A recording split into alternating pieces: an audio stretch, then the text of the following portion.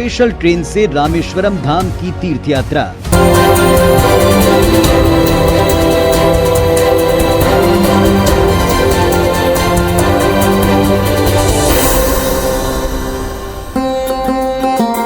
देश आजादी का अमृत महोत्सव मना रहा है। आजाद भारत का 75वां साल है तो जश्न का अंदाज भी खास है। हर घर तिरंगा, घर घर तिरंगा नजर आ रहा है, लेकिन सियासत का अपना अलग रंग है, जिसकी बानगी दिखी है छत्तीसगढ़ में, जहां विभाजन विभीषिका दिवस मना रहे बीजेपी नेताओं ने देश के बंटवारे के लिए कांग्रेस को जिम्मेदार ठहराया।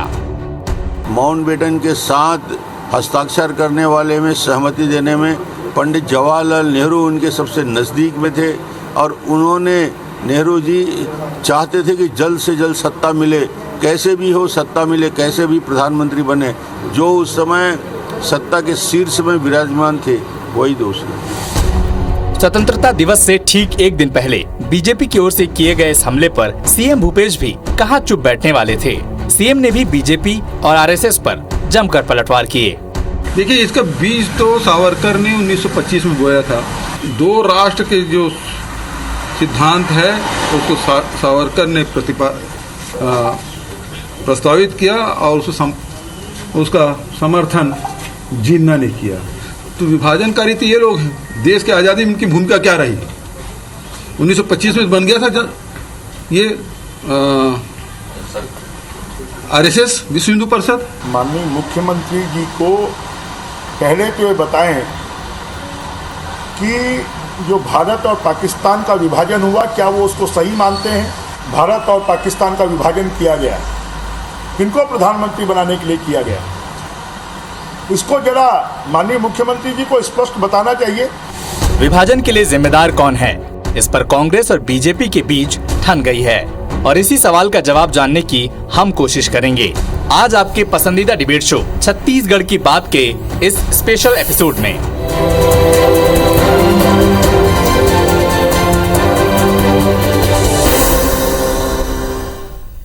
नमस्कार, स्वागत है आप सबका। मैं पुनीत पाठक हूं और इस वक्त सारा देश जो आजादी का अमृत महोत्सव मना रहा है, उन सबको आईविश 24 की तरफ से ढेर सारी शुभकामनाओं के साथ आज के हम इस छत्तीसगढ़ की बात, बल्कि देश की बात हम इसको कह सकते हैं, जिसे हम समर्पित करें तमाम लोगों को। दरअसल इस वक्त हम सब ने अपने घरों पे अपने सीने पर तिरंगा सजाकर देश के आजादी का जश्न मनाना शुरू कर दिया है। देश के प्रधानमंत्री का आह्वान था कि प्रत्येक व्यक्ति तिरंगे को अपनाए, तिरंगे को फहराए और इसका अनुसरण सबने किया। लेकिन इस पर भी, इस दौर में भी अभियानों के बीच में जो तिरंगे को लेकर चल रहे हैं, पॉलिटिक्स, सियासत साफ दिख रही है। अब जो आपने रिपोर्ट देखी, इसके ऊपर एक नई बहस छिड़ गई। विभाजन का कौन दोषी है? एक तरफ भारतीय जनता पार्टी ने विभाजन विभीषिका दिवस मनाया कांग्रेस पर, और उस वक्त जो तत्कालीन प्रधानमंत्री थे पंडित नेहरू, उनके ऊपर इसका दोष लगाया। तो फिर ये जवाब आया कि साहब इसकी भूमिका बहुत पहले सावरकर ने तय कर दी थी, केवल जिन्ना ने उसका अनुसरण किया। हमारे साथ इस गंभीर मुद्दे पर, इतिहास से जुड़े तथ्यात्मक मुद्दे पर बातचीत करने के लिए दो ऐसी विभूतियां हैं जिनका इतिहास में काफी अच्छा अध्ययन है। केदारनाथ गुप्ता जी हैं और सुरेंद्र शर्मा जी। केदारनाथ गुप्ता जी भारतीय जनता पार्टी का पक्ष रखेंगे और सुरेंद्र शर्मा जी कांग्रेस पार्टी का पक्ष रखेंगे। आप दोनों को नमस्कार, आप दोनों को शुभकामनाएं आजादी के जश्न की शुरुआत में। लेकिन इस बहस में जो देश पड़ गया है, इस पर भी हम चर्चा करेंगे और गंभीर चर्चा की उम्मीद करते हैं। सबसे पहले सुरेंद्र जी, आप ही से शुरुआत करते हैं। विभाजन का दोषी पंडित नेहरू को भारतीय जनता पार्टी या तमाम उनसे जुड़े हुए समर्थक लोग पहली बार नहीं बता रहे, पहले भी बताते रहे। अब जो पलटवार किया या जो वार किया जा रहा है कि केवल एक महत्वाकांक्षा थी जिसकी वजह से दो राष्ट्र बने, देश का विभाजन हुआ, जिसको आज विभीषिका के तौर पर बीजेपी ने मनाया। क्या कहेगी कांग्रेस? सबसे पहले तो पाठक जी, आपके चैनल के माध्यम से छत्तीसगढ़ के तमाम दर्शकों को मैं स्वतंत्रता दिवस की बधाई देता हूँ जी, शुभकामनाएं देता हूँ और आपको भी खूब खूब बधाई जी। हमारा ये स्वतंत्रता अक्षुण्ण रहे, ये कामना हम लोग सभी लोग करते हैं। केदार भाई को भी बहुत बहुत बधाई। अब बात दरअसल विभाजन की बात आती है, तो दरअसल में भारतीय जनता पार्टी जब से सत्ता में आई है, विशेषतौर 2014 से, तब से देश में जितना भी गलत कुछ भी हुआ है, इतिहास में, भविष्य में किसी भी तरह की कोई भी चीज अगर गलत हुआ है तो उसके लिए पंडित नेहरू जी जिम्मेदार। और ये एक तरह से हमारे देश के स्थापित प्रतिमान को, एक देश के महापुरुष को, जिसने अपने जिंदगी के 10 साल जेल में बिताए, जिसने डिस्कवरी ऑफ इंडिया लिखी, जिसने तमाम सब बातों को किया, ऐसे महान पुरुष के छवि को खंडित करने की भारतीय जनता पार्टी बहुत लगातार सचेत होकर के चेष्टा करती है। उसके पीछे कारण यह है कि भारतीय जनता पार्टी के पास अतीत का कोई महापुरुष नहीं, उनके पास एक इतनी बड़ी एक खंडित अतीत है कि उनको बड़ी समस्या होती है। तो एक तरीका, अपना चेहरा चमकाने का तरीका यह है कि दूसरे के चेहरे पे दाग। अब हकीकत बात बताता हूँ पाठक जी आपको जी, कि वास्तविक में विभाजन की जो पृष्ठभूमि है ये 1908 से बनना शुरू किया। परमानंद भाई नामक एक हिंदूवादी नेता हुआ करते, उन्होंने बहुत पहले 1908 में कह दिया था कि ये हिंदुओं का राष्ट्र है और अफगानिस्तान से मिला करके तमाम मुसलमानों को उधर चले जाना चाहिए और वहां के हिंदुओं को इधर आ जाना चाहिए। 1908 फिर उसके बाद सावरकर जी ने जो हिंदुत्व किताब लिखी, और मजे की बात यह है कि उस किताब को लिखने में उन्होंने जेल पे रह के किताब लिखी और अंग्रेजों ने उस किताब को लिखने दिया, प्रकाशित करने दिया, प्रचारित करने दिया और सारी व्यवस्थाएं की। उस किताब में लिखते हैं कि दरअसल में भारत जो है, देश भले ही एक है मगर यहाँ 2 राष्ट्र बसते हैं। हिंदू एक राष्ट्र है, मुस्लिम एक राष्ट्र जी, और इनका एक साथ रहना किसी हालत में संभव नहीं है। 1937 के हिंदू महासभा की बैठक में द्विराष्ट्रवाद का सिद्धांत हिंदू महासभा ने स्वीकार किया और 1940 में पहली बार जिन्ना ने भारत बंटवारा की बात की। इसके पहले जब 1942 में भारत छोड़ो आंदोलन के चलते तमाम कांग्रेस के नेता जेल में थे, उस समय हिंदू मुस्लिम लीग और हिंदू महासभा मिलकर 3 राज्यों में सरकार चला चुके हैं जी। तो एक्चुअल में दरअसल ये है कि हिंदू महासभा और मुस्लिम लीग ये दोनों धार्मिक कट्टरता के मतलब प्रतिनिधित्व करने वाले लोग हैं, और इन्होंने ही ये ऐसी पृष्ठभूमि तैयार की कि देश के हिंदू मुस्लिम एक साथ नहीं रह सकते।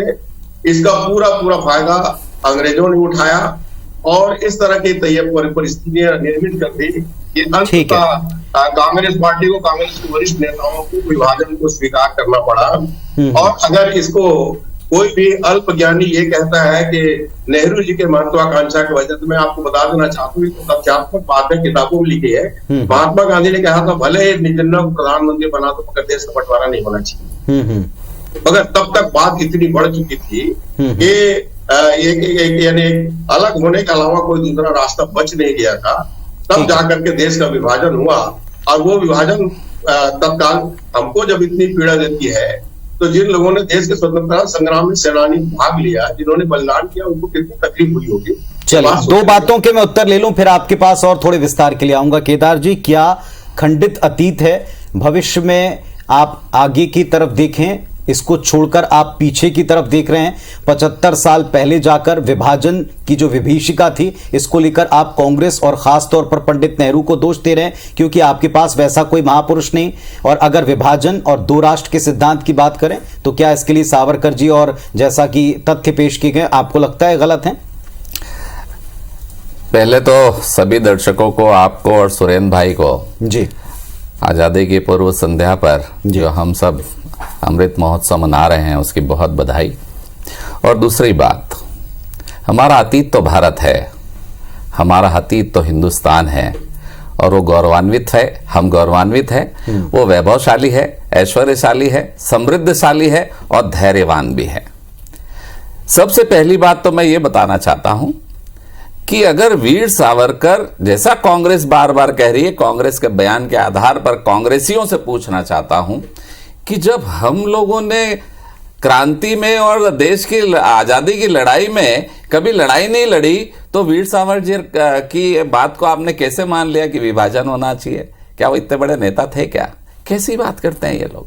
मैं दर्शकों को बताना चाहता हूं, गूगल में जाइए और ढूंढिए वीर सावरकर है कौन।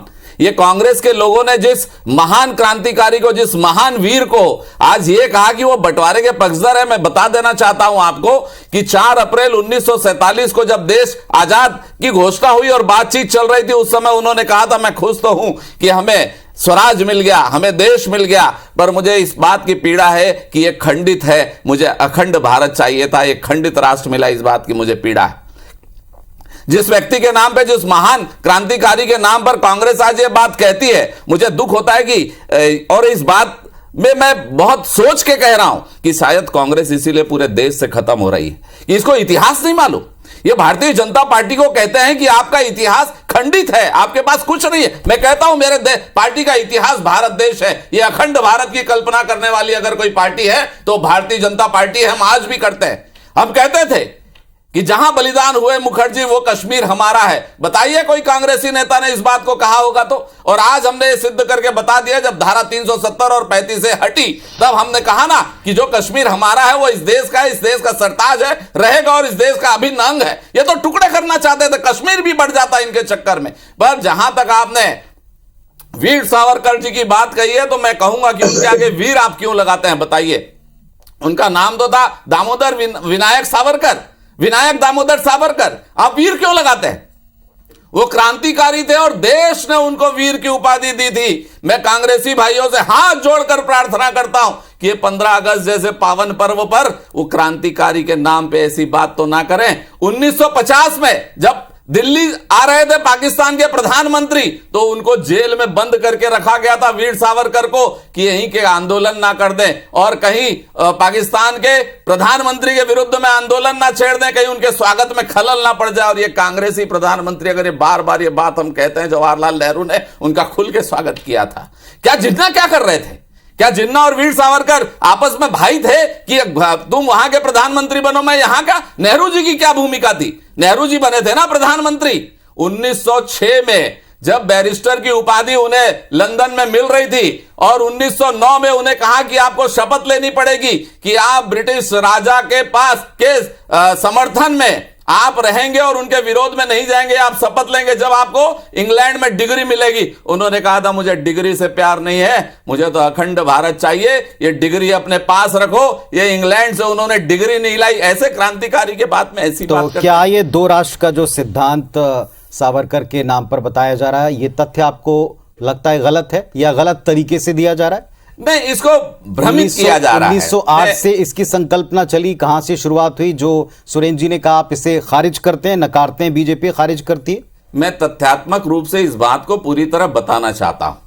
1937 में कर्णावती में एक अधिवेशन हुआ जिसे हम अहमदाबाद कहते हैं और उस समय हिंदू महासभा का गठन हुआ और वीर सावरकर जी उसके अध्यक्ष बने। उन्होंने स्पष्ट रूप से कहा कि देश में दो संस्कृति है। उन्होंने दो देश नहीं कहा। ये पढ़ते कुछ है, बोलते कुछ है, मैं 12 बार कहता हूं, बताते कुछ है, ये दिग्भ्रमित करते हैं, ये षड्यंत्रकारी लोग हैं। ये देश के इतिहास को पलटकर अंग्रेजों के समान दिखाना चाहते हैं, इसलिए इनका ये हाल हो रहा है। पूरा देश इन्हें अस्वीकार कर रहा है। उन्होंने कहा था दो संस्कृति है, एक हिंदू संस्कृति, एक मुसलमान संस्कृति। तो गलत कहां कहा था? उन्होंने कहा था कि कश्मीर से लेकर कन्याकुमारी तक और सिंधु से लेकर आसाम तक भारत अखंड है और एक है। बताइए ऐसे बोलने वाला व्यक्ति क्या देश के सिद्धांत की बात कर सकता है? ये कांग्रेसी लोग इतिहास को गलत बताते हैं। मैं फिर से कहता हूं गूगल उठाकर सर्च करके देखिए और मैं फिर अगले डिबेट में आऊंगा तो बाकी इस तथ्य पर उत्तर ले लूं। मैं इस तथ्य पर उत्तर ले लूं। सुरेंद्र जी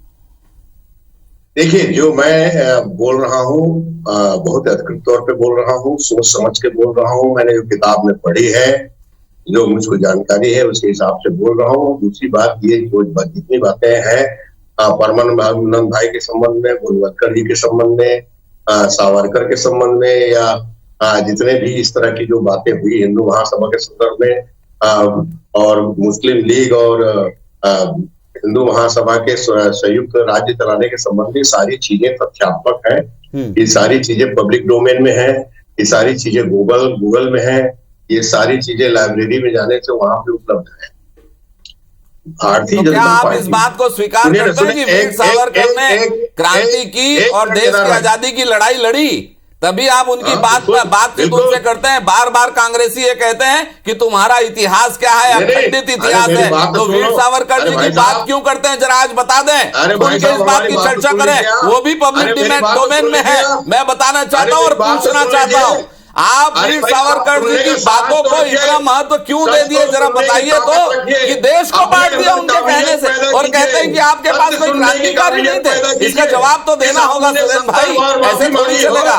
एक क्रांतिकारी को उन्होंने क्रांति किया, वो जेल गए, वहां तक उनकी बात सही है। कितनी बार माफी मांगी ये बताइए आप, क्यों माफी की बात आप करते हैं? माफी की बात तो आपको बता देता हूँ, महात्मा गांधी चाहते थे कि वीर सावरकर काला पानी से वापिस आए और उनके साथ भारत छोड़ो आंदोलन में शामिल हो। महात्मा गांधी की सलाह पर उन्होंने कहा, मैं छाती ठोक के कह रहा हूँ कि वो अपने देश के नेता को महात्मा गांधी को मानते थे, और महात्मा गांधी की सलाह पर उन्होंने ये किया ताकि काला पानी से आए और महात्मा गांधी का सहयोग करें। देखिए, मैं गलत बात ना करता ना सुनने की आदत रखता हूं। उत्तर दीजिएगा करके बता दें महात्मा गांधी ने नहीं कहा था उन्हें, तो मैं मान जाऊंगा। आज माफी विषय नहीं। केदार जी और सुरेंद्र जी, एक बात जो लोगों के और खास तौर पर देश के जहन में, जब आप जश्न मनाते हैं, हम अपने घर में भी अगर कोई एक जश्न या फंक्शन मनाते हैं, उसमें अगर किसी ऐसी बात का जिक्र छेड़ दिया जाए जिसमें कड़वाहट हो, जिसमें नफरत हो, जिसमें विभाजन जैसे गंभीर मुद्दे, जिसे हम अपने देश का दंश कहें, उस त्रासदी को कुरे दें, वापस उस पर बातचीत करें, इसके पीछे उद्देश्य क्या है? भारतीय जनता पार्टी क्या सिद्ध करना चाहती? केदार जी, ये तो सीधा सीधा उत्तर दीजिएगा। ये विभाजन विभीषिका दिवस मनाने का उद्देश्य सीधी बात है। अगर देश खंडित हुआ है तो विभाजन विभीषिका है। 8 से 10 लाख लोग अगर एक दिन में मर जाते हैं, माताओं बहनों को रैप किया जाता है, बलात्कार किया जाता है, जबरदस्ती शादी की जाती है, तो क्या विभीषिका ना मनाए? क्या आंख बंद करके उस विभीषिका को भूल जाए? आज भी सिंधी समाज, पंजाबी समाज के लोग भारत में रह रहे हैं, उनसे पूछिए वो विभीषिका का दर्द क्या है। जी, आपके मुताबिक इसका क्या उद्देश्य?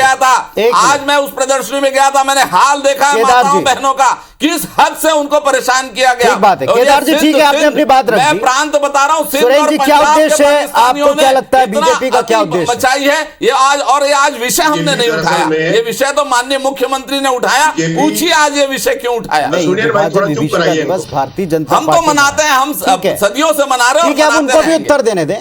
केदार जी, उनको भी उत्तर दें। सुरेंद्र जी, आपको क्या लगता है, जब हम अमृत वर्ष बना रहे हैं, 75 वर्षों के बाद इसको याद करके मनाने की और इस पर बहस को गरमाने की क्या आवश्यकता है?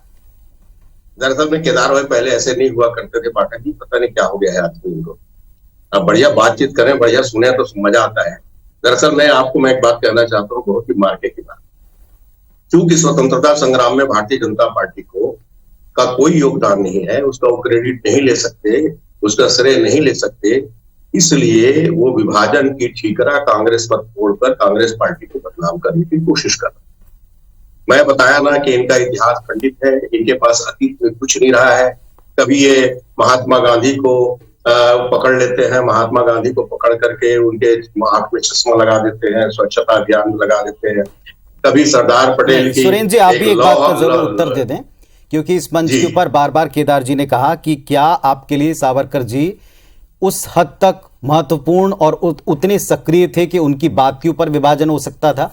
और अगर ऐसा है तो फिर हम उनको कैसे खंडित इतिहास वाला कह सकते हैं? उन्होंने इस मंच के ऊपर यह तथ्य भी रखा। आप जरूर उत्तर दें। नहीं, देखिए सावरकर के ने क्रांति में भाग लिया था, इस बात को सब लोग जानते हैं, और जो बात किताबों में लिखी उसको भी मानते हैं। उन्होंने माफी मांगी, इस बात को सब लोग जानते हैं। एक बात निश्चित है कि बहुत सारे ऐसे जो वर्ग हैं हिंदू समाज के, उनको प्रभावित करने की क्षमता उनमें थी, उनकी लेखनी में थी, और उनकी उसी का प्रभाव जो है धीरे धीरे फैल भी रहा है। बात गलत हो सही हो वो एक अलग बात है, मगर दोनों के बीच में, समाज के बीच में एक ऐसी कड़वाहट, और दरअसल में इन चीजों का फायदा वास्तविक पाठक अंग्रेजों ने उठाया। जनमानस तो उस समय नहीं था। अगर जनमानस इस तरह का होता तो कांग्रेस जो है ठीक है तक लगातार चुनाव नहीं जीती। केदार जी, हिंदुओं के बीच में उनकी लेखनी का असर था। उन्होंने हिंदुओं के प्रति और हिंदुओं के राष्ट्र की परिकल्पना को ऐसे पोषित किया कि फायदा अंग्रेज उठा गए। आप मानते हैं इस बात को? देखिए, मुझे तो मतलब समझ में नहीं आ रहा है कि ये कहां से शुरू करते हैं और कहां खत्म करते हैं। एक तरफ ये कहते हैं कि वीर सावरकर हिंदू लेखनी के धनी थे, हिंदुओं को प्रभावित करते थे। मैं पूछता हूं, क्या आजादी के बाद मुसलमान हिंदुस्तान में नहीं है? क्या आजादी के बाद हिंदुस्तान में मुसलमानों के साथ हम मिलकर नहीं रह रहे हैं? क्या आज भी अल्पसंख्यक प्रकोष्ठ हमारे पार्टी में नहीं है? क्या हिंदू मुस्लिम भाई हम नहीं कहते? किस बात को और किस आधार पर आप लोग चर्चा करते हैं? हमने इस राष्ट्र के संविधान को स्वीकार किया। तो अगर कहा एक तथ्य है केदार जी, अगर तो वे आज भी निवास करते हैं, आज भी हम साथ हैं। अगर विभाजन के लिए आप कांग्रेस को दोष देते हैं तो क्या इन परिस्थितियों के लिए भी आज जिस तरह से हम रहते हैं उसके लिए आप कांग्रेस को क्रेडिट नहीं देंगे? नहीं, देखिए, देश का अगर देश खंडित हुआ तो वर्तमान में जो लोग जो कह रहे हैं, ये कह रहे हैं ना हमने देश की आजादी की लड़ाई लड़ी, तो विभाजन को क्यों नहीं स्वीकारते? विभाजन क्यों हमारे ऊपर थोपते हैं? ये कहते हैं ना सिर्फ हम ही ने लड़ी, हम ही ऐश्वर्यशाली हैं, सुरेंद्र जी इस पर फाइनल कमेंट दे दें। और जब सुरेंद्र भैया देश बन गया तो वीर सावरकर ने बांट दिया। वाह वाह। एक लाइन और कहना चाहता हूं मैंने कहा अंग्रेजों ने इन सारी परिस्थितियों का लाभ उठाया, अंग्रेजों ने इन परिस्थितियों का लाभ उठाया और वो जैसा चाहते थे फूट करो राज करो के राजनीति का उन्होंने इस्तेमाल किया और उसी के परिणाम स्वरूप भारत का विभाजन हुआ। मगर उसके लिए निश्चित रूप से देश की आंतरिक जो परिस्थितियां थी, मुस्लिम लीग था, हिंदू महासभा था, इनके बीच में टकराव, द्विराष्ट्रवाद का सिद्धांत इसके लिए जिम्मेदार है, इससे कोई इनकार नहीं। चलिए मैं एक 5 सेकंड कहना चाहता हूं। कह लीजिए। वीर सावरकर ने ही पहली बार विदेशी कपड़ों की होली जलाई थी और असहयोग आंदोलन, भारत छोड़ो आंदोलन में गांधी जी के साथ थे। और सबसे बड़ी बात, आप बार बार ये कहते हैं द्विदेश का सिद्धांत, तो ये द्वि संस्कृति का सिद्धांत था, देश का नहीं। देश तो बांटा आपने है, वो आपके माथे पे ही रहेगा। एक बात तो बहुत अच्छी है केदार जी और सुरेंद्र जी, एक बात जो इस पूरे परिदृश्य में हर बुरी चीज में से अच्छी चीज निकालना, ये भी हमारी संस्कृति का और अब तक के हमारे इतिहास का सार रहा है। और उसका सार यह है कि बहुत सारे लोग अपने दिमाग को मथ करके उस इतिहास की तरफ जाएंगे, पढ़ेंगे, समझेंगे और समझने के साथ साथ ये प्रश्न जरूर पूछेंगे कि आज इतने वर्षों के बाद इस विषय के ऊपर इस तरह की चर्चा का औचित्य क्या है। और अगर उनको समझ में आता है, वो उसके तर्क के साथ खड़े हैं, तो जरूर वो उस चीज को, सत्य को खोजने का प्रयास करेंगे जिस पर आप दोनों पक्षों की अपनी अपनी राय है। राय होना एक अलग बात है, लेकिन उस राय के साथ सहमति आम जनता की, देश की कितनी है, राष्ट्र की कितनी है, वो राष्ट्र वक्त पर बताएगा। फिलहाल आप दोनों को बहुत शुक्रिया। पुनः आप दोनों को और पूरे देश को शुभकामनाएं देते हैं इस अमृत महोत्सव। जय हिंद। जय हिंद। नमस्कार।